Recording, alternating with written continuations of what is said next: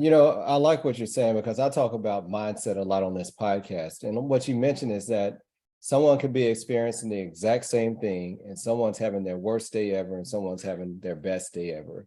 And the other thing is affirmations and how powerful words are, and how you can trick your mind into believing what you want it to believe if you repeat it long enough. Or if you're going to start, instead of just waking up saying, man, I don't want to get out of bed, or I don't want to go to work, if you wake up saying, today is a good day and I'm going to make the most of today, you go to work, or your feet hit the floor in a different manner.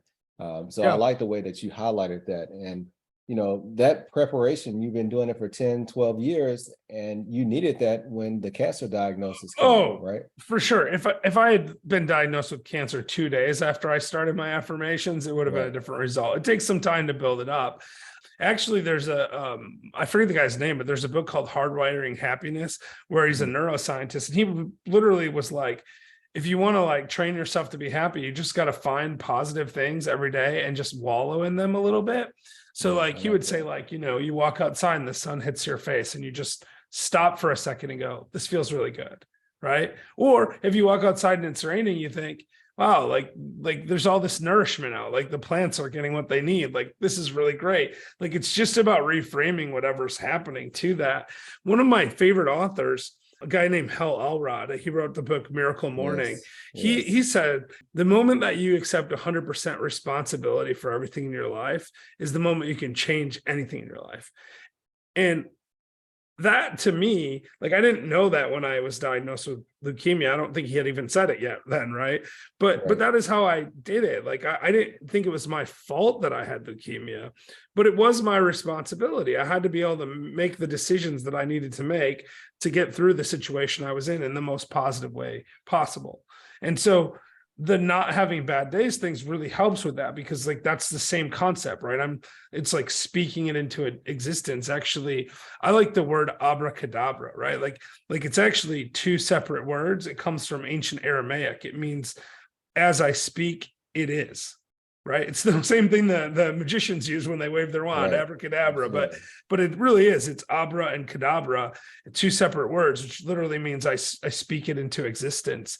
And I think, I spend a lot of time now talking to people about the idea of creating like a personal declaration for themselves, something that they can say to themselves every day. And it's not just a single sentence, today's a good day. That's great. There's nothing wrong with that. But it can be something like, I choose who I am, and I choose to be this and this and this and this and this, right? Whatever that is.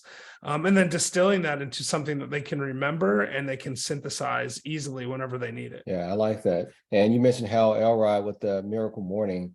That book has been transformational, not only for me, but for my whole family. Because we started, after I read that book and my wife read that book, we started doing affirmations with the children. And we've been doing it now for over a year. And you can, especially when they get tested, I can just say to them, I am brave, I am strong. And they know, okay, yeah, that's real. That's what I say every day. Yeah. I'm an overcomer. I have a God-given purpose. And I like, my favorite one is, I give up being perfect for being authentic, because sometimes I have to continue to tell myself so I'm not putting on a show for someone else. But words are powerful, and I want people to hear that what you continue to practice, it becomes habit. I just finished the book, James Clear, Atomic Habits. And, I plan Another on doing great book, actually. I yeah, love that. I so, just read that myself about 6 or 8 weeks ago. yeah, Fantastic stuff. But yeah, I mean, so, in the Atomic Habits, it's just like these little things that you do every day have this huge payoff. And man, I love this affirmation. I want to see if I remember exactly what you said. I give up being perfect to be authentic.